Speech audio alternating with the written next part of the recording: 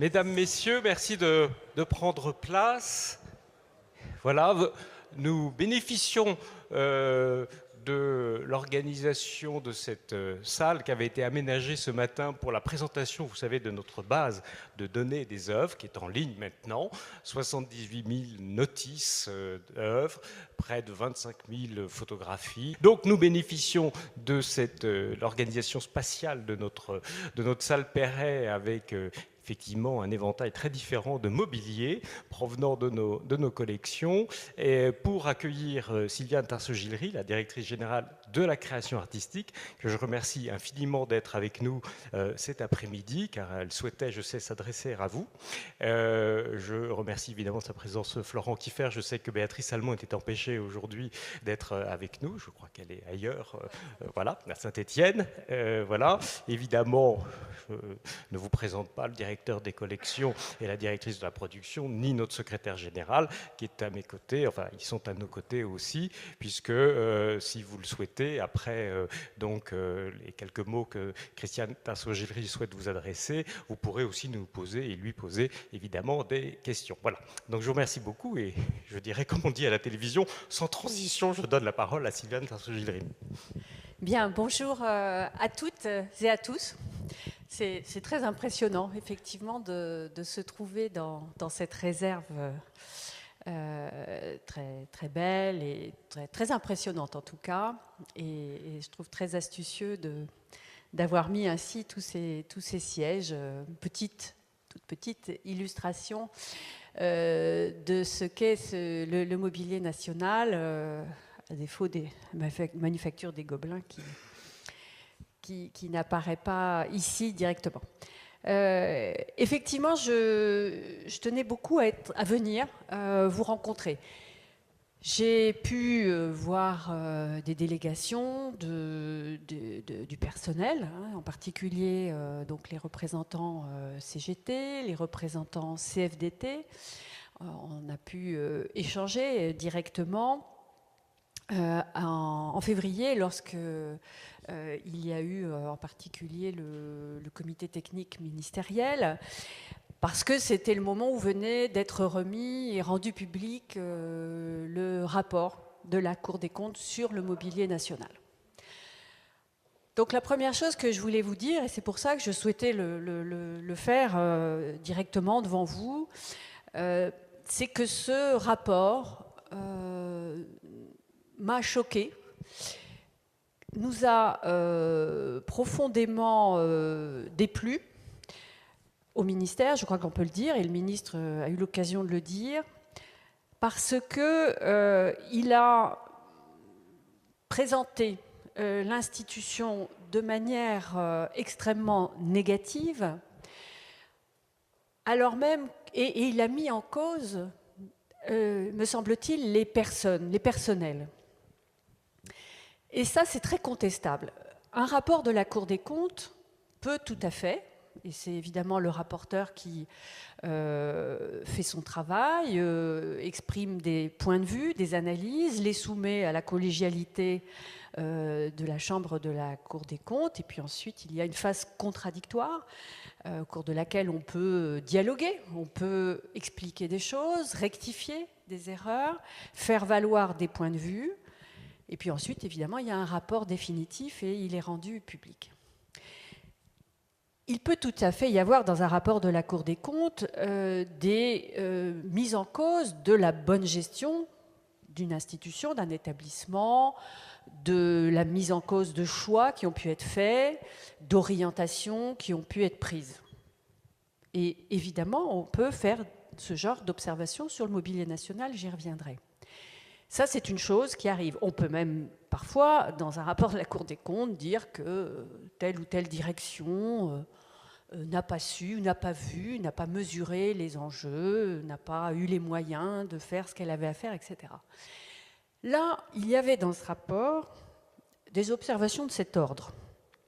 Mais il y avait des observations qui mettaient en cause les personnels. En tout cas, certains d'entre vous, probablement, puisqu'on n'avait évidemment pas de nom, mais il y avait des mises en cause sur le comportement, les pratiques, des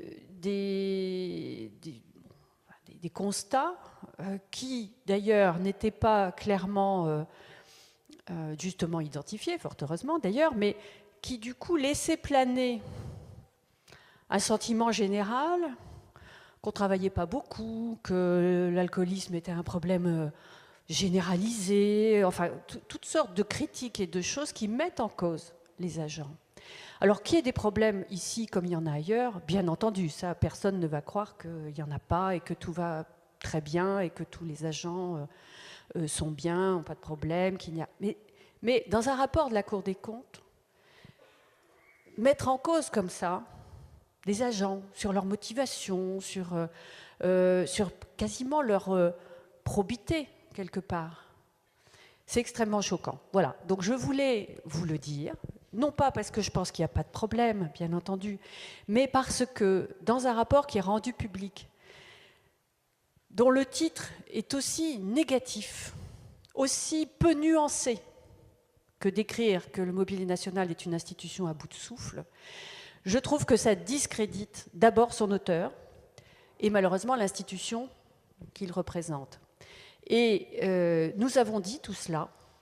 Le ministre a pu faire savoir son point de vue à la Cour des comptes pour dire que nous ne voulons pas récuser des critiques ou des observations sur la conduite de cet établissement, la façon dont le ministère l'accompagne, mais nous considérons qu'il faut bien distinguer ce qui est de la responsabilité du ministère, des directions successives de l'établissement, des agents, et en tout cas que ça n'est pas dans l'objet d'un rapport de la Cour des comptes. Donc c'était important que je vous le dise, parce que je pense que ça vous a, et je sais vos représentants nous l'ont témoigné, que pour beaucoup d'entre vous, vous avez pu vous sentir blessés par de telles observations, de telles généralités et de mise en cause, une fois de plus, qui ne me semblaient pas nécessaires, utiles, sans compter qu'elles ne sont pas évidemment étayées. Voilà, donc ça c'est un point important. Pour autant, quand on a dit ça, comme toujours, lorsqu'il y a une mission comme celle de la Cour des comptes, il y a certainement des observations sur lesquelles il faut réfléchir, débattre. Je crois que dans la phase contradictoire, votre directeur a pu essayer de faire corriger un certain nombre d'appréciations ou voire de faits qui paraissaient erronés. Bon, on n'est pas forcément entendu, mais ça n'est pas propre à ce rapport. Il est très difficile au moment de la phase contradictoire d'un rapport de la Cour des comptes d'obtenir vraiment des modifications. On peut, sur des erreurs factuelles en général, le faire, mais c'est vrai que souvent, malheureusement, une fois que c'est écrit, le rapporteur a son idée et il est difficile de le faire entendre. Mais bon, les réponses, évidemment, servent aussi à corriger éventuellement les erreurs factuelles. Alors, pour autant, donc, évidemment, le Mobilier national peut certainement améliorer sa gestion. On peut toujours, évidemment, progresser. On peut améliorer des procédures qui ne sont pas satisfaisantes, des organisations qui ne sont pas performantes. Et évidemment, on a à aussi mettre en regard ces observations par rapport à une évolution générale du contexte dans lequel évolue le mobilier national. Je veux dire très concrètement par là qu'il se trouve qu'aujourd'hui, on voit qu'au-delà de ce rapport, il y a une préoccupation générale au niveau interministériel sur le meilleur accompagnement et la meilleure promotion des métiers d'art. Et si le mobilier national n'est pas qu'un lieu de préservation, de conservation et d'exercice de métiers d'art, il l'est quand même, évidemment, aussi, même si vous avez des missions qui sont plus larges, en matière d'ameublement en particulier, mais le tout est lié. Et donc, ce qui est important aussi, je voulais dire aujourd'hui, c'est qu'il y a, au niveau du gouvernement actuel, une volonté de mieux accompagner et promouvoir les métiers d'art, et que ça s'est illustré en particulier dans le rapport, rapport parlementaire de M. Huppé, qui donc fera demain l'objet, je crois, d'un séminaire, et que ce rapport, qui engage évidemment d'abord son rapporteur, préconise toute une série d'actions et de mesures qui doivent permettre de valoriser, de mieux préserver, d'assurer une meilleure transmission des métiers d'art. Et nous considérons, et le ministre, de ce point de vue, souhaite que l'on s'inscrive dans cette dynamique au ministère, souhaite de ce point de vue que le ministère de la Culture, en association en particulier avec le ministère de l'Économie, eh bien, puisse conjuguer son action pour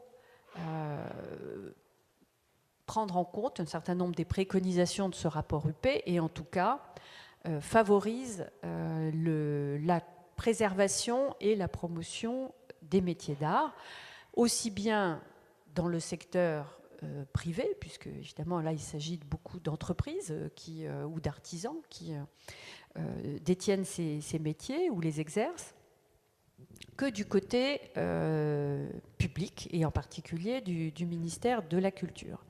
Donc, à l'issue d'une part du rapport de la Cour des comptes et d'autre part du travail de la réflexion qui a été engagée à l'occasion de la remise de ce rapport, et réflexion qui s'engage, puisque demain il y aura ici même donc ce séminaire qui va permettre de débattre de ces sujets. Le ministre et la Direction générale de la création, nous souhaitons que le travail se poursuive au Mobilier national pour réfléchir et proposer et mettre en œuvre des mesures de nature à améliorer le fonctionnement et les résultats du Mobilier national. Ça veut dire concrètement qu'au-delà des remarques que le rapport a pu faire sur le personnel ou un certain nombre de constats déplaisants, il y a évidemment un travail à poursuivre et qui a été largement engagé par votre direction sur des choses vraiment fondamentales dans votre travail, c'est-à-dire la gestion des collections, la connaissance, la documentation et l'inventaire des collections, la conservation de ces collections. Donc il faut poursuivre ce travail. La bonne gestion des collections, alors là, c'est vrai, quand on voit cette réserve, on se dit, bon, ça va, on est dans une situation qui est beaucoup plus satisfaisante que celle que j'ai connue, moi, il y a déjà assez longtemps, où on avait quand même cette réserve qui ressemblait plus, il faut bien le dire, un peu à un capharnaüm qu'à une réserve de mobilier. Donc là, vraiment, on est passé à tout à fait autre chose. Et donc ce travail sur les collections doit continuer, parce que vous avez une responsabilité patrimoniale, une responsabilité de conservation des collections nationales, et qu'il faut pousser jusqu'au bout. Dans ces collections, tout, évidemment, n'est pas de la même valeur de ce que l'on voit autour de nous. Donc, ce travail, il faut le poursuivre sur la distinction de ce qui est à conserver, de ce qui est meublant et de ce qui ne l'est pas, et y compris ne pas conserver des objets qui n'auraient plus d'utilité, qui n'auraient pas de valeur patrimoniale. Donc, tout ce travail doit se continuer. Et puis, vous avez une autre mission qui est celle de la création. Évidemment, à la Direction générale de la création artistique, c'est un sujet particulièrement sensible. Je suis persuadée que cette activité de création peut être développée et qu'il importe que l'on trouve les moyens, justement, davantage pouvoir mobiliser les compétences qui existent dans cet établissement. et de le faire évidemment avec des partenaires plus nombreux, plus diversifiés qu'aujourd'hui. Donc là aussi, c'est une mission qui incombe à votre établissement, qui est de trouver d'autres partenaires et davantage de partenaires, et puis de travailler évidemment avec la DGCA sur la possibilité de développer des commandes et de pouvoir continuer à créer ce patrimoine de demain à travers une activité, donc l'activité de l'ARC, de l'atelier de recherche et de création. Donc ça, c'est aussi un axe très important. Alors, pour faire tout cela, je sais qu'évidemment, votre préoccupation, c'est de savoir avec qui et comment, et quand je dis qui, évidemment, en termes de personnel, mais aussi en termes de moyens matériels, immobiliers, budgétaires. Donc, sur tous ces points, effectivement, il faut continuer à travailler. Je ne vais pas vous cacher que la période n'est pas extrêmement favorable, vous le savez, en termes de finances publiques, et que nous n'avons pas forcément des possibilités de développement des moyens publics à la hauteur de ce que vous pourriez souhaiter et de ce que on pourrait souhaiter. Malgré tout, je pense que ce qui est important, c'est de montrer, de tracer des perspectives et de pouvoir montrer qu'il y a des développements d'activités possibles, et je le crois, en matière de création en particulier, mais aussi de développement de partenariats pour développer vos missions. Et donc que c'est important de pouvoir documenter et argumenter sur ces possibilités d'avoir une gestion plus dynamique des collections qui vous sont confiées, de développer vos activités de création et de recherche. Et sur cette base-là, de progressivement trouver les moyens d'accompagner sur le plan des emplois, même si là aussi je ne vous ferai aucune promesse parce que d'abord je ne connais pas le budget, ce que sera les perspectives 2020, donc évidemment je serai bien incapable de le dire, mais en tout cas de pouvoir ensemble avec votre direction pouvoir argumenter et expliciter quels sont vraiment les besoins en termes de ressources humaines qui permettront de développer votre activité. De la même manière sur la partie immobilière, qui est très importante. D'abord, je peux vous dire qu'on se bat vraiment pour qu'on puisse réaliser les réserves comme on le souhaite à Pantin. J'ai bon espoir, mais une fois de plus, ça se décidera dans le budget 2020, donc qui sera arrêté dans les mois qui viennent, avant l'été. Nous devrions pouvoir réaliser ces réserves à Pantin immédiatement pendant les travaux du CNAP, parce qu'elles seront faites, ces réserves, il n'y a pas de doute. La question, c'est de savoir quand elles vont pouvoir être réalisées, c'est-à-dire le Centre national des arts plastiques, lui, doit aménager ses nouveaux locaux à partir, donc démarre les travaux en 2020. Et nous souhaitons que d'emblée, dans le cadre des travaux d'aménagement donc, du Centre national des arts plastiques à Pantin, les réserves du mobilier national qui sont prévues puissent être réalisées immédiatement, sans attendre, sans décaler dans le temps l'opération.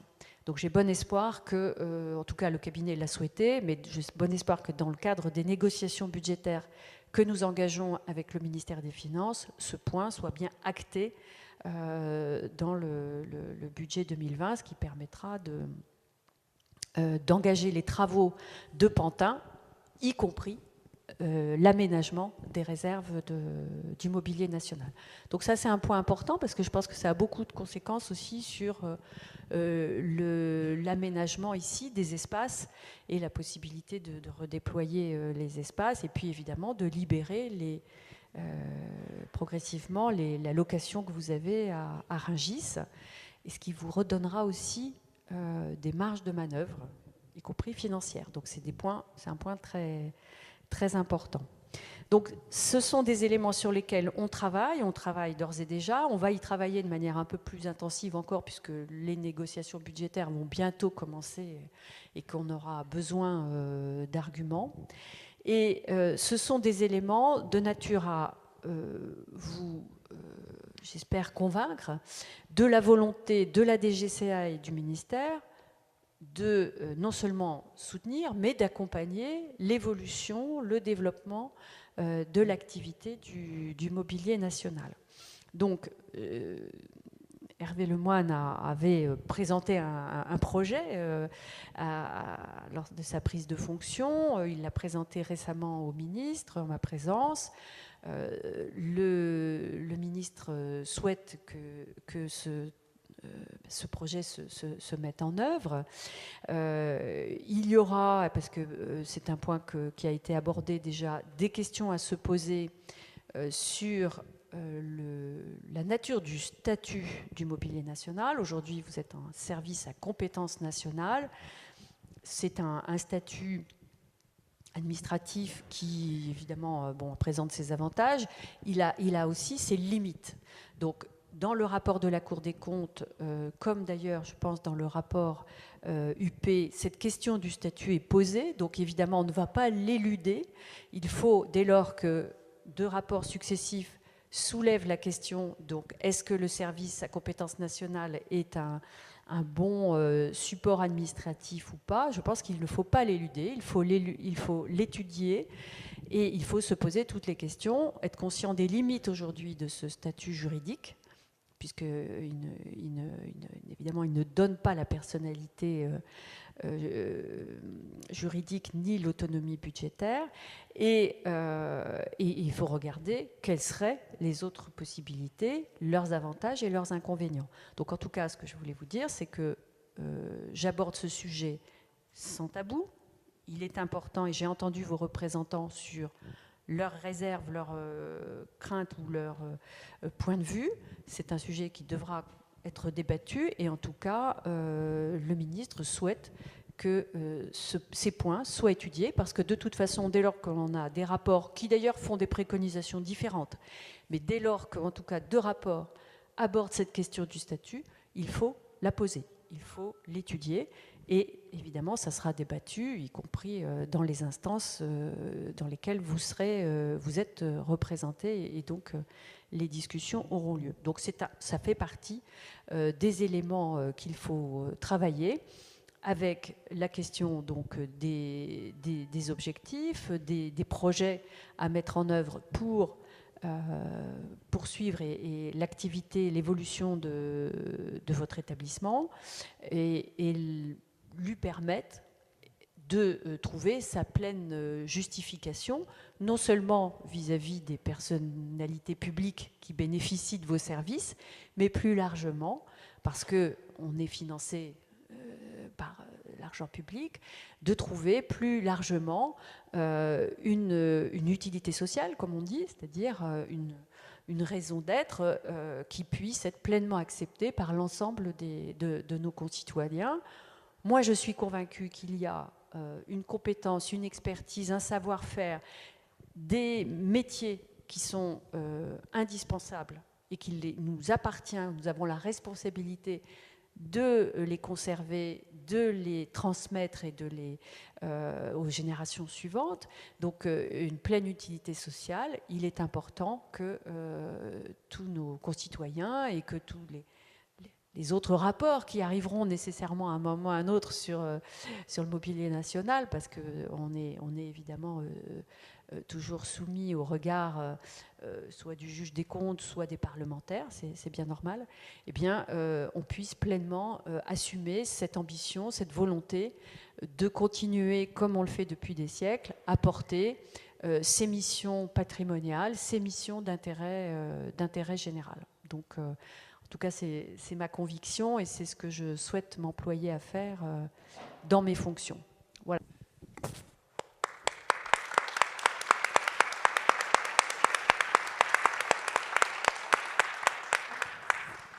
Merci, merci beaucoup, Madame la Directrice Générale, chère Sylviane, de ces paroles qui sont à la fois rassénérantes, parce qu'effectivement, nous aussi, nous avions été particulièrement choqués et blessés, effectivement, des termes parfois qui étaient employés dans le rapport de la Cour des comptes et de l'image que ça donnait de notre institution. Donc, évidemment, ça nous fait chaud au cœur, nous n'en doutions pas, mais ça nous fait chaud au cœur de savoir qu'évidemment, le ministre, le ministère, par votre bouche, est totalement, je dirais, solidaire de l'émotion qu'a pu provoquer ce rapport. Merci aussi pour ces lignes directrices et voilà, qui nous engagent au mouvement, au contraire, parce que puisque, soi-disant, nous serions à bout de souffle, je pense que la moindre des choses, c'est de montrer qu'au contraire, nous avons le souffle long, et on l'a commencé ce matin, mais on avait depuis plusieurs mois déjà, et on n'a jamais cessé, en réalité, de montrer que nous étions capables, justement, de toujours accomplir nos missions le mieux possible, mais il faut encore tendre à l'excellence. Et là, c'est évidemment un objectif tout à fait important, et le développement de l'institution sera la meilleure réponse à apporter justement à ces rapports, ou en tout cas à ceux qui ne percevraient pas d'une façon aussi évidente que nous le percevons, l'utilité sociale et culturelle d'un établissement tel que le nôtre. Voilà. Je tiens juste à préciser que cet entretien est filmé, puisque nous avons nos collègues de Beauvais, de l'ODEV, du Puy, d'Alençon et d'Aubusson qui pourront ainsi également bénéficier de ce moment d'échange. Alors, juste pour être complète, d'abord, bon, c'était important que je vienne vous voir, mais comme le ministre s'y était engagé, il va venir ici même, donc a priori le 26, si je ne me trompe pas, avril, j'ai un petit doute, le matin du 26, ça doit être un jeudi, me semble-t-il. Un vendredi, voilà, bon, j'ai tout faux. Donc le vendredi 26 au matin, le ministre viendra visiter les lieux et sans doute pouvoir rencontrer le personnel.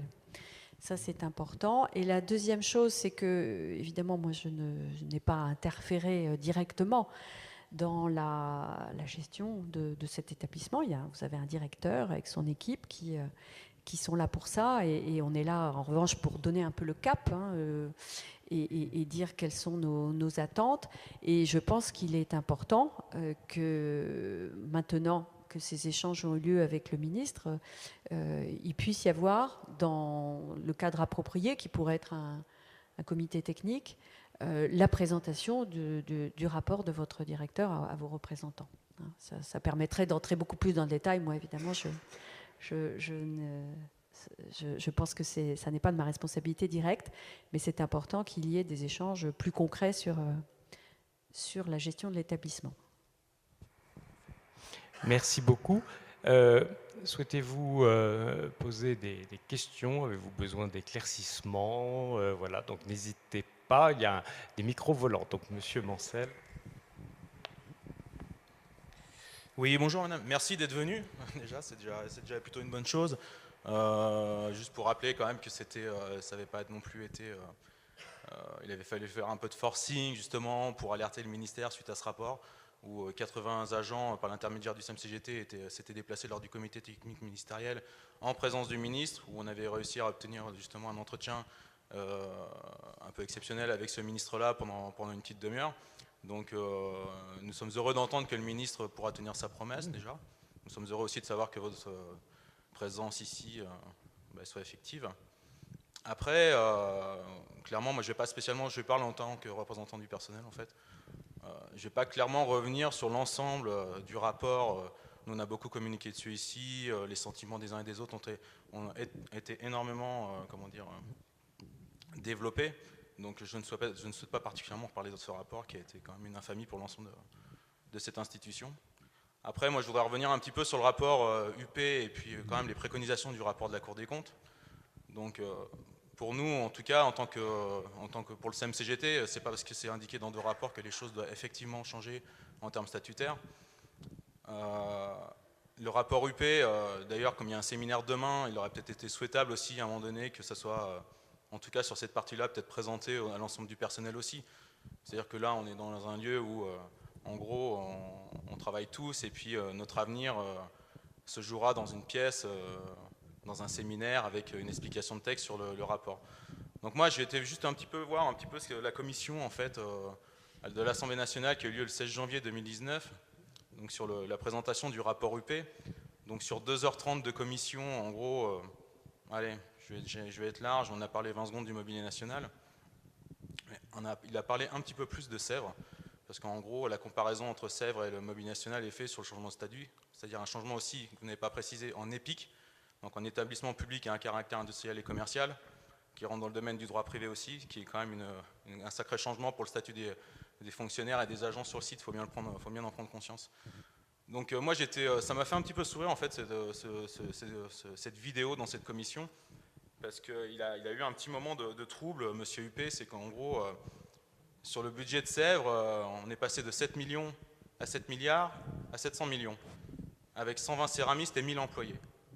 Donc la réalité, c'est pas vraiment ça. Juste pour dire que ça manquait un petit peu de sérieux, quoi.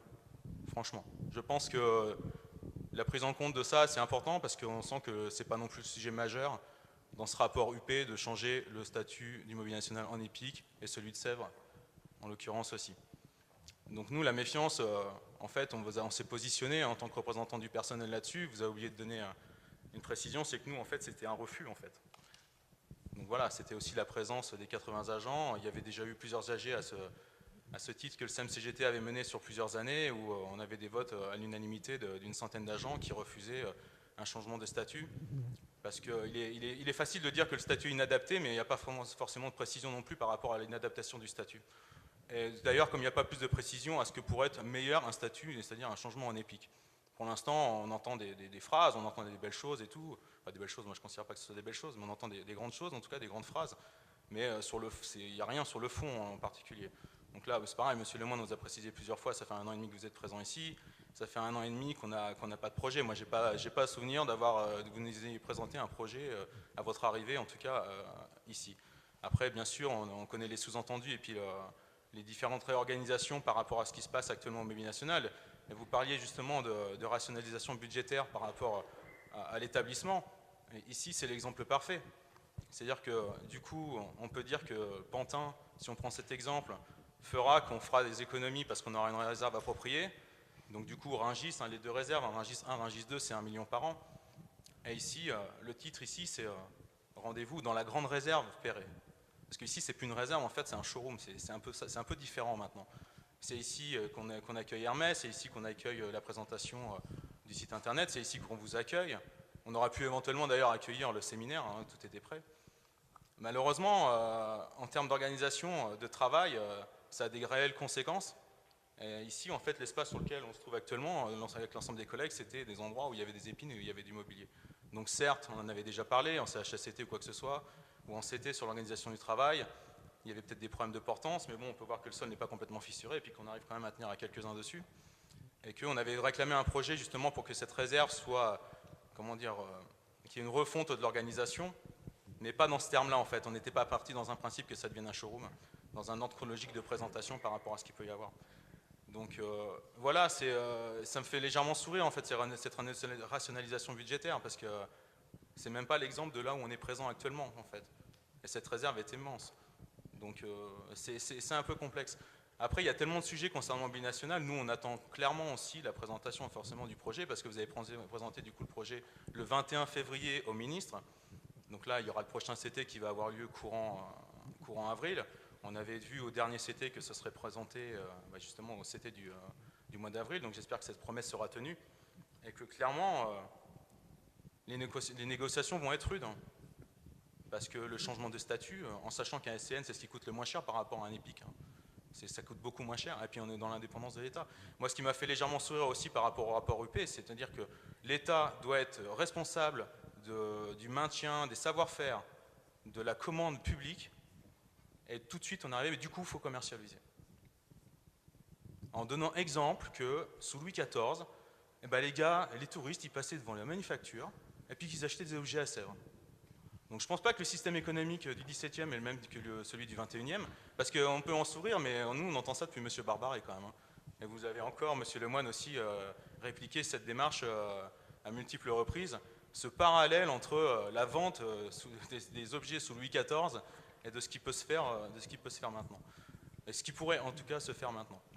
Donc nous, en tant que représentants, on n'a jamais été contre, par exemple, à l'époque du projet de service, je préfère le redire encore devant l'ensemble du personnel, il y a beaucoup de projets qui peuvent être développés au sein du mobilier national, que ce soit sur la commission des cartons, qui a été légèrement faiblarde ces dernières années, où il y a eu des problèmes d'organisation et tout. Donc là, M. Lemoyne nous a annoncé que cette organisation allait il allait avoir une refonte fin 2019, en espérant que cette refonte aille dans un sens vraiment de choix et de production très important pour les manufactures et pour l'ARC. Donc voilà, c'est tout ça. Moi, ces grandes phrases, faut faire de la commercialisation. On a pu entendre sur France Culture M. Lemoyne dire oui, pourquoi pas faire des tapis un peu moins de bonne qualité ou en tout cas en mécanique pour vendre ou quoi que ce soit. Je veux dire, est-ce que c'est vraiment le rôle du mobilier national de faire ça? Je ne suis pas sûr. Nous avons 600 dépositaires, comme vous l'avez précisé dans le même reportage sur France Culture. Voilà, ça représente déjà pas mal de boulot. Là, nous, on a des services, le magasin transport qui est un service qui est sous l'eau parce que à cause de problèmes de santé, à cause de problèmes d'effectifs, à cause de problèmes humains, mais à qui on rajoute tout un tas de multitudes de missions, comme ici, organiser ou bouger 200 chaises pour une présentation comme aujourd'hui ou comme hier. Donc voilà, c'est un peu tout ça que je voulais vous dire. Donc c'est un peu difficile d'avoir des réponses, je pense qu'on n'aura pas forcément les réponses aujourd'hui, mais en tout cas, sur le changement de statut, clairement, il va y avoir du monde en face. Et ça va pas se faire aussi facilement que ça. Et ce qui s'est passé au CTM avec plus de 80 collègues la dernière fois en est le parfait exemple. Merci. Juste peut-être dire que votre sort ne va pas se jouer demain dans un séminaire, dans une table ronde autour d'un rapport parlementaire, hein, fort heureusement. C'est pas comme ça que ça se passe. C'est important que les parlementaires s'intéressent à nos sujets, parce que quand ils s'y intéressent plus, là, il faut s'inquiéter. Ça veut dire que il n'y a plus d'intérêt public et qu'à un moment, on voit plus très bien pourquoi on maintient nos structures. Donc, c'est bien qu'il y ait un débat avec des points de vue différents. Donc, en tout cas, si le mobilier national n'a pas occupé l'essentiel des débats, c'est parce que les métiers d'art, comme je le disais tout à l'heure, c'est évidemment pas que les manufactures. Nous, ça nous importe particulièrement, mais c'est aussi un secteur privé d'activité important. Donc, c'est effectivement pas le centre du rapport UP. Il l'évoque, mais c'est pas le cœur du sujet. Sur la question du statut, effectivement, on vous a parfaitement entendu. Ce que je répète, c'est que nous, on aborde le sujet sans tabou et qu'on souhaite qu'il soit débattu. Voilà, chacun s'exprimera et puis il y aura des décisions au bout du compte, mais rien n'est décidé.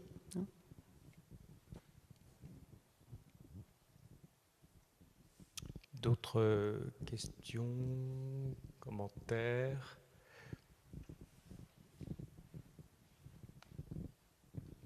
Oui, Monsieur Boussel. Oui, bonjour Madame la directrice. Merci de la clarté au moins de l'exposé et de la démarche qui est la vôtre. On avait pu en discuter en tant que représentant du personnel, et le fait que les collègues soient là aujourd'hui, je pense que ça permet de mettre les choses de façon absolument officielle. Si j'ai bien compris, vous me reprenez, la démarche quand même c'est en temps de disette, il faut diversifier l'activité du mobilier national pour trouver d'autres ressources qui sont celles de notre activité habituelle, à savoir l'ameublement des hauts lieux de la République, principalement, qui est l'activité du mobilier national depuis qu'est la Révolution française, et que donc il n'y a plus de domaine privé, que les représentants de la nation et de la République sont élus, et de ce fait ne sont que locataires et dépositaires du patrimoine qui est celui de l'ensemble des contribuables, et c'est à eux que, comme fonctionnaires, on rend compte, en réalité, parce que vous parlez de justification de l'activité aux yeux de tous nos concitoyens. Je pense que l'ouverture annuelle de l'Élysée, vous voyez cette file de gens qui viennent qui font 6 heures de route pour arriver à 6 heures du matin pour pouvoir voir ce qui leur appartient, ma foi, quel que soit après ce qu'on puisse penser des dernières élections, mais parce que c'est fondamentalement ancré, je pense, chez nos concitoyens, que ce sont les biens de la République. À ce titre, je crois que ce n'est pas par blocage idéologique, mais par conviction profonde de l'ensemble du personnel du mobilier national, nous sommes des fonctionnaires. Nous refusons d'être des marchands d'art. Nous ne serons en aucun cas des vendeurs de ce qui appartient au patrimoine de la nation, puisque ce sont les contribuables qui payent nos salaires. Nous avons fait le choix de rentrer ici, c'est pas pour les salaires, hein, on va pas se le mentir.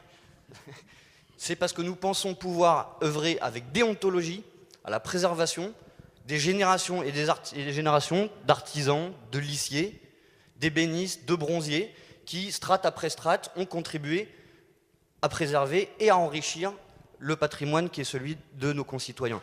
Dans ce cadre-là, je ne vois aucune différence entre les ateliers de création et les ateliers de restauration, ni les services administratifs. Le fait qu'il existe en permanence un service de régie qui œuvre à ce que chaque pièce dans ce pays puisse à un moment donné être identifiée, qu'elle ne puisse pas être aliénée. Je pense que c'est un bien démocratique qui appartient à tous, et de ce fait, le changement de statut, l'EPIC, parce que c'est un peu technique des fois, hein, un EPIC, vous savez ce que c'est la SNCF aujourd'hui. Ah oui, vous avez vu un peu les journaux, ils reviennent sur l'accident de Brétigny, il n'y avait plus d'argent, plus de ressources, mauvais entretien, etc. Donc il faut privatiser, mais du coup il n'y a plus de service, ils ferment toutes les petites lignes. Ça c'est un état de fait, toutes les petites lignes sont prises. C'est pas un développement et un accompagnement de la modernisation de la SNCF, c'est un démantèlement de tout ce qui est transport public en ce moment. On va pas revenir sur le problème du transport en France, c'est pas le lieu je pense.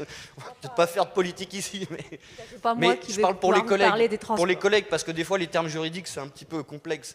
L'EPIC ça a été l'ouverture de la privatisation d'EDF, de GDF, de la Poste, et donc c'est juste à ce titre, voilà, on en reparlera entre nous, mais je pense pouvoir parler au nom des agents du Mobilier National en disant que nous sommes fiers d'être fonctionnaires, que nous sommes fonctionnaires, nous ne sommes pas des marchands d'art. Bon, comme vous parlez à une fonctionnaire, ça tombe bien. Bon, évidemment, on n'est pas là pour parler de la SNCF ou des EPIC. Moi, je crois à aucun moment, je ne vous ai dit qu'on allait transformer le Mobilier National en EPIC. Je répète juste pour la 3e fois que tout doit être mis sur la table, y compris si vous voulez le récuser. Si vous ne mettez pas, si vous n'étudiez pas une solution, même si elle ne vous convient pas, si vous vous contentez de dire « je ne veux pas de ça », parce que je ne veux pas être un marchand d'art, ça ne marchera pas, vous ne convaincrez personne. Donc, il faut avoir des arguments construits, documentés pour dire « voilà les avantages, voilà les inconvénients, voilà ce que nous ne souhaitons pas, voilà ce que nous souhaitons. » C'est ça que je veux faire. Moi, en tout cas, c'est comme ça que j'entends travailler et c'est ça dont on aura à discuter. Je n'ai pas de position, d'abord parce que je pense que marchand d'art, ce n'est pas une insulte. Ensuite, parce qu'à aucun moment, je pense que c'est le projet qui a été exprimé. En revanche, il faut regarder ce qui est vrai, ce que vous avez dit. Moi, je vous rejoins sur beaucoup de points. Le Mobilier National, c'est, depuis des siècles, une mission d'ameublement. Alors, vous le savez, si vous regardez au niveau européen, on doit être les derniers à voir ça, parce qu'on peut très bien meubler les résidences autrement. On est bien d'accord qu'il n'y a aucune obligation, il n'y a aucune fatalité.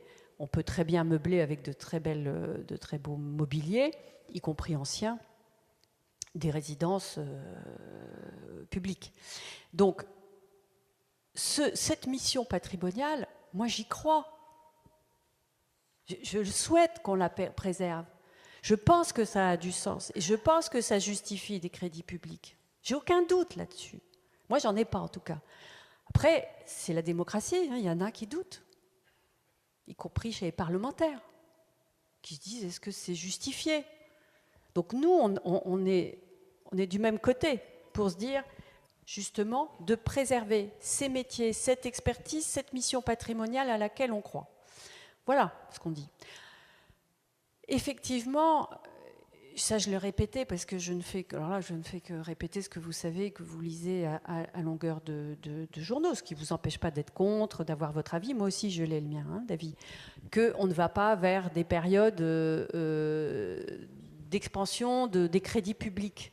Voilà, notre objectif, c'est évidemment d'avoir les moyens de continuer notre activité, de préserver nos budgets, etc. Donc, oui, il y a une des hypothèses qu'évoquent évidemment ces rapports, c'est de dire est-ce que vous pouvez développer votre activité. Alors, ça ne veut pas dire de privatiser ni de vendre, d'ouvrir une boutique mobilier national. Il y a plein d'autres possibilités. Aujourd'hui, d'abord, dans l'histoire, déjà, il y a eu des ventes de tapisseries, de tapis. Il y a des partenariats qui existent depuis des années d'édition de mobilier. Bon, donc, entre rien et la privatisation, et vraiment, alors, qui n'est absolument, je ne pense pas dans les esprits, en tout cas, ni le mien, ni celui du ministre, ben, il y a des possibilités, et c'est ça dont il faut discuter. C'est pas ou blanc ou noir, où on continue, où on change tout.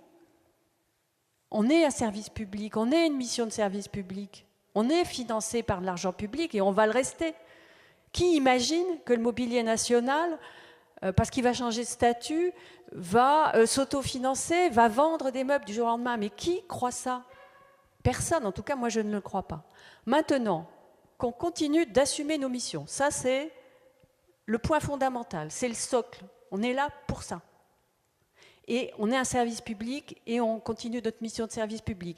Et on a des métiers rares et des métiers patrimoniaux qu'on veut conserver, qu'on veut transmettre. Ça, c'est notre objectif. Bon.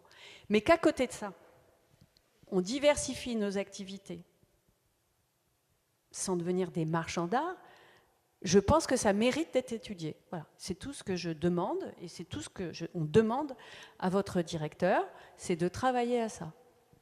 Et une fois de plus, c'est pas tout ou rien.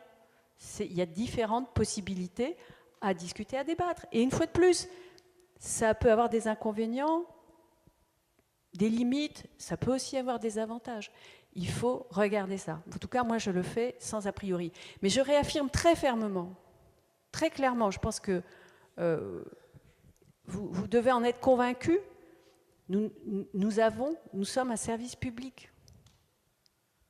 Donc, ça veut dire qu'on va continuer nos missions. Pour autant, voilà, qu'est-ce qu'on fait? Est-ce qu'on s'en tient à ça? Avec les moyens dont on dispose aujourd'hui, dont vous êtes les premiers à dire qu'ils ne sont pas suffisants?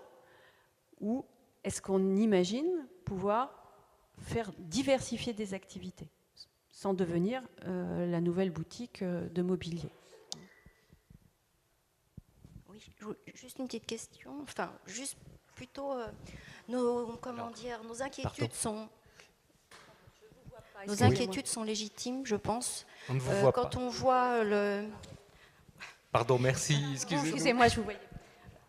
Madame Renaud, représentante CFDT, donc je pense que nos inquiétudes sont légitimes. Le statut d'EPIC a été instauré à Sèvres et on avait vu... Excusez-moi, c'est un EPA à Sèvres, oui, c'est un établissement public administratif. Oui. C'est pas du tout pareil. Oui, ça a eu quand même des répercussions importantes sur les effectifs des métiers d'art. Et je pense que ça, c'est pas, c'est un EPIC. On nous l'a confirmé il y a peu de temps. Pardon ? Non, on nous a dit que c'était un EPIC. Ah non, je peux vous dire, le Sèvres, vous regardez les statuts sur Légifrance, sur Internet, c'est un établissement public administratif. Bon, en tout cas... Et d'ailleurs, le rapport UP préconise que ça devienne un EPIC. Autant pour moi, je me suis trompée. C'est un établissement public, mais l'impact qu'il y a eu sur la filière des métiers d'art a été conséquent. Donc je pense que nos inquiétudes sont légitimes. Et les autres inquiétudes que nous avons, c'est par rapport à la déontologie des métiers et par rapport à l'excellence des savoir-faire. Voilà. D'abord, vous dire, d'une part, bon, certains de vos représentants sont exprimés très clairement, donc les choses sont claires, hein, je ne veux pas du tout éluder ça, et que vous ayez des inquiétudes ou des questions, c'est totalement compréhensible. Enfin, je ne cherche pas à vous dire tout va bien, dormez bonnes gens, pas du tout. Hein. Donc, oui, s'il y a des changements, c'est normal, ça suscite des questions, ça suscite des inquiétudes. Et c'est pour ça qu'il faut en parler. Et peut-être des inquiétudes qu'on ne mesure pas, parce que c'est vous qui êtes sur le terrain. Hein. Donc moi, j'ai une vision des choses, je suis là pour ça aussi. d'exprimer une volonté d'évolution du ministère, du secteur qui est sous ma responsabilité. Mais bien entendu, vous avez une connaissance intime de vos métiers, de votre institution. Donc évidemment, c'est des choses à entendre. Il ne s'agit pas du tout de récuser ça. Donc Sèvres, effectivement, vous avez raison, madame, de dire qu'il faudrait, quand on va aborder ces questions-là, il faut certainement faire un peu une analyse de la situation à Sèvres, puisque c'était un service qui était dans la même situation, hein, et qui est devenu établissement public, administratif. Donc c'est vrai que ce n'est pas la même chose, administratif et industriel et commercial, mais bon, c'est devenu un établissement public en tout cas. Oui, il faudrait qu'on analyse plus précisément finalement ce que ça a apporté de positif et puis ce que ça n'a pas apporté. Parce que c'est vrai que, en tout cas moi qui arrive et qui regarde la situation, c'est vrai que j'avais pensé que l'établissement pouvait faciliter certains développements, mais après il faut voir pourquoi. Pourquoi ça ne s'est pas passé comme ça?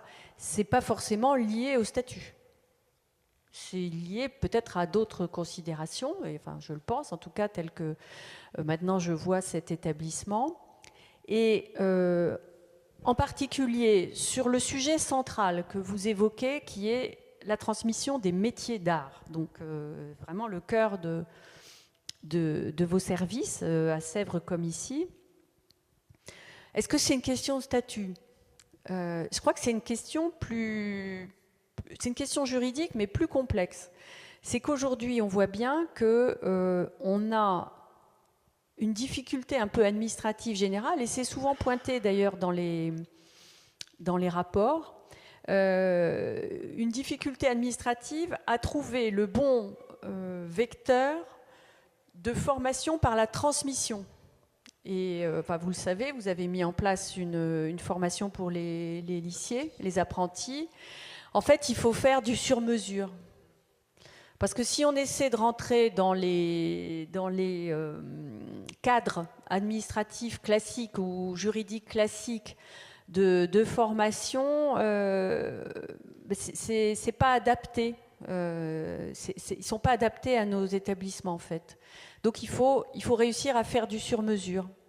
Et donc ça, à mon sens, c'est pas tant une question de statut de l'opérateur que de capacité à mettre en place et ensuite à s'y tenir dans la durée des dispositifs adaptés à nos métiers de formation par la transmission.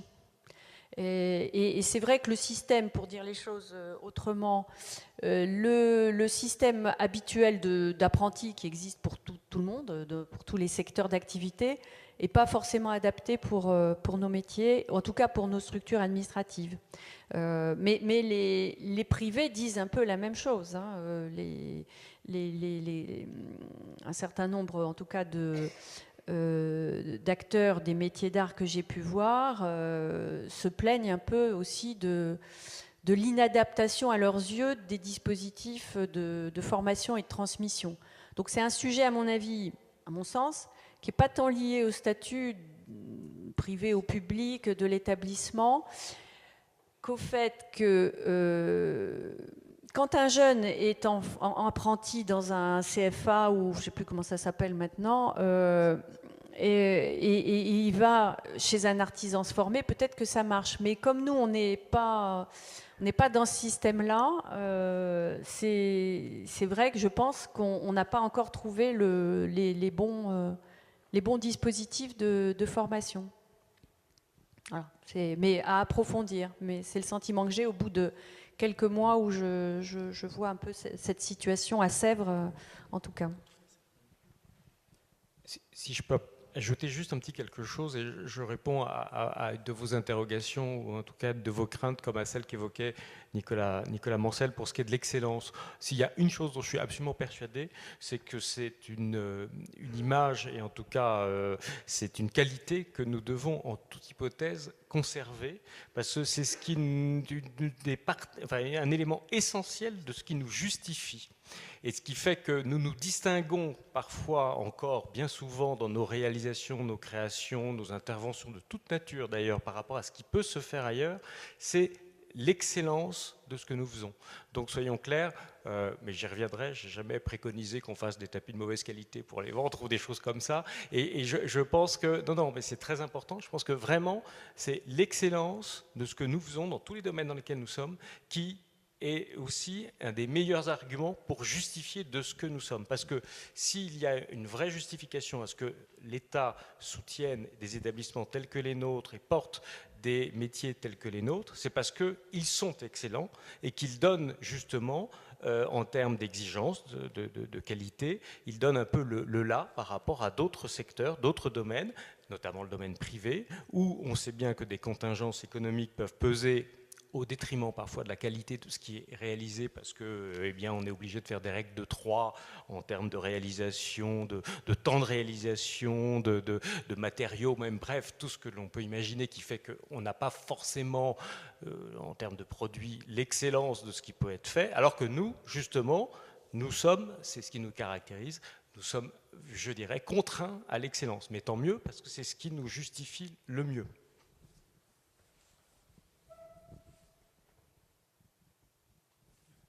Alors, Monsieur Mancel. Oui, je pense qu'il ne faudrait pas que ce soit qu'un débat qu'entre nous, entre représentants du personnel. Et puis, non, mais mais prends la parole qui veut. Et puis... J'attends toujours 3-4 secondes avant de savoir si la main. Non, mais je veux juste une petite précision. Ici, on est entièrement conscient, donc la transmission des savoir-faire, c'est statutaire. Hein, donc déjà, ça fait partie des statuts du SCN. Donc ça, là-dessus, il n'y a pas de remise en cause. Si de fait, on reste dans ce statut-là. Après, je suis entièrement d'accord avec vous aussi sur le fait que tout n'est pas blanc et tout n'est pas noir. C'est pour ça que, en particulier, nous, en tant que représentants du personnel, ça fait quand même un bon nombre d'années qu'on propose des choses qui sont longues à mettre en place. Et c'est pas forcément en défaut de la direction de dire ça. C'est-à-dire qu'il y a du budget, il y a tout ça. C'est le côté administratif, c'est la fonction publique. C'est un peu chronophage et redondant. C'est un peu difficile à mettre certains projets en place. Nous, on a beaucoup proposé de choses pour la commission des cartons, quoi que ce soit, le développement avec les associations culturelles. Il y a pas mal de choses à faire. On n'a jamais été contre l'UGAP, d'avoir un mobilier qui se développe dans le catalogue de l'UGAP. Alors l'UGAP, c'est le catalogue en fait, du coup, pour le mobilier de la fonction publique. Donc c'est-à-dire toutes les institutions d'État, fonction publique peuvent acheter dans ce catalogue-là. Donc là, nous, c'était déjà proposé dans le projet de service à l'époque, et là-dessus, il n'y a pas d'opposition, et on s'est déjà positionné plusieurs fois là-dessus, de cette manière-là. Donc ça, au moins, c'est clair. Après, ce projet de service précisait aussi à l'époque qu'on pouvait vendre à des antiquaires, des galeries, des machins. C'est pour ça que le côté marchand d'art, surtout qu'on ne sait pas faire et que ce n'est pas notre domaine, donc on préfère pas trop y aller, quoi. Après, juste un petit truc aussi sur l'apprentissage. L'apprentissage, vous avez dit qu'il fallait quelque chose sur mesure. Bon, l'apprentissage, on avait quelque chose sur mesure avant cette fameuse réforme de l'apprentissage. On avait vraiment quelque chose de sur mesure, même si c'était largement perfectible et qu'il y avait moyen d'améliorer les choses. Donc voilà, maintenant on est rentré dans le giron de l'éducation nationale par rapport à cette formation d'apprentissage. Donc il y a eu un peu moins de cours d'histoire de l'art, un peu moins de pratique, ça a été un peu compliqué, il faut gérer avec les écoles et tout. Et puis de fait aussi, ça a divisé par 3 le salaire des apprentis. Donc nous, c'était une des revendications lors de ce quand on était venu, à la DGCA. C'est quand est-ce qu'on va avoir la réponse sur notre demande de faire passer les apprentis sur la grille de 2e et 3e année et non pas sur la grille de 1re et 2e à l'heure actuelle. La grille de 1re année pour les moins de 16 ans, c'est 3 fois en dessous du seuil de pauvreté. Donc c'est 300 € de salaire. Avant, ils n'étaient peut-être pas payés la première année dans l'ancien système de formation, sauf qu'ils touchaient le SMIC à partir de la 2e. Donc voilà, c'est ça aussi, la transmission des savoir-faire, c'est aussi faire appel à des moyens, ne serait-ce qu'humains, et dire en termes de salaire, pour donner au moins envie à des jeunes de venir se former dans un endroit qui est clairement, là-dessus, je pense qu'on est tous d'accord, un lieu d'excellence. Après, cette excellence, il ne faut pas que ça devienne aussi un faire-valoir, parce que c'est toujours... Nous, on est conscients du travail qu'on fait ici. La majorité des gens, ils ne tombent pas ici par hasard. Ils viennent sur concours. On vient au Mobilier National. Ce n'est pas une erreur de venir ici. Et du coup, il y a des gens qui font des changements de spécialité. D'ailleurs, en changement de spécialité, si on parle de Sèvres et tout, et pour revenir, je voulais juste donner un petit détail là-dessus, on a des gens qui font des changements de spécialité qui partent de Sèvres parce que justement, la production, augmentation de la production et qualité des savoir-faire qui sont en train de s'amenuiser. Donc il y a ça, et ça, il faut bien le prendre en compte. Donc je suis entièrement d'accord avec vous de faire un constat de ce qui a été fait à Sèvres, ça peut être très intéressant, et, parce qu'il risque d'être assez révélateur par rapport à justement la situation peut-être à venir du changement et tout. Et on parle d'épique, mais c'est pas nous qui le disons, c'est pas nous en tant que représentants personnels, c'est écrit dans les 2 rapports. Je veux dire, voilà, nous on fantasme pas sur ce qui pourrait être fait, c'est écrit. Donc voilà, on le dit. Et juste pour info, une petite historique, donc on est passé, pour les plus jeunes, on est passé ici en SCN fin 2002. Avant, on était en EPA depuis le début des années 80, et avant, on était rattaché directement au ministère de la Culture depuis le début, en fait, voilà quoi.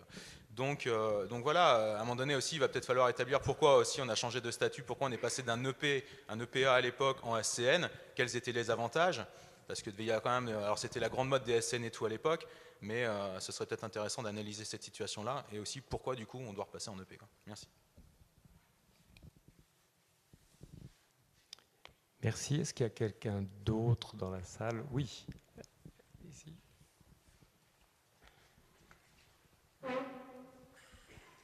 Bonjour madame, je me permets d'intervenir en tant que jeune, vous parlez des formations et de l'importance de la transmission des savoir-faire. Je pense que le mobilier national a aujourd'hui toute son importance dans la transmission de ces savoir-faire, et je vous parle en tant que jeune qui vient d'intégrer un atelier menuiserie en siège. Les savoirs qui me sont transmis ici, il faut savoir qu'aujourd'hui, c'est des connaissances qui sont en train de disparaître totalement. Les formations aujourd'hui ont été réévaluées, il y a eu la création du DNMAD. Hier encore, on avait des étudiants qui venaient de ces cursus-là, qui nous ont tenu un discours sur le nombre d'heures d'ateliers qu'ils ont, donc la transmission de savoir-faire que l'éducation nationale leur donne. On est sur du savoir théorique. J'ai fait partie des dernières personnes à faire un FMA, DMA. Le nombre d'heures de pratique, technico-pratique, simplement des gens qui me montrent des gestes et des pratiques, aujourd'hui, on est proche de zéro. On est proche de zéro. Les étudiants vont arriver avec des théories plein la tête, mais ne sauront plus pratiquer les métiers.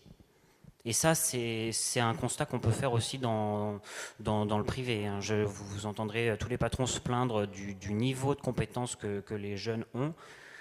Je pense que le mobilier national aura réellement toute son importance dans la transmission des savoir-faire. Former des jeunes de l'extérieur, des apprentis, ce genre de choses, certes, mais il y a aussi la transmission des savoir-faire en interne entre les agents qui font partie d'un même service. Moi, je pense que ça fait 3 ans que je suis dans ce service au sein du mobilier national.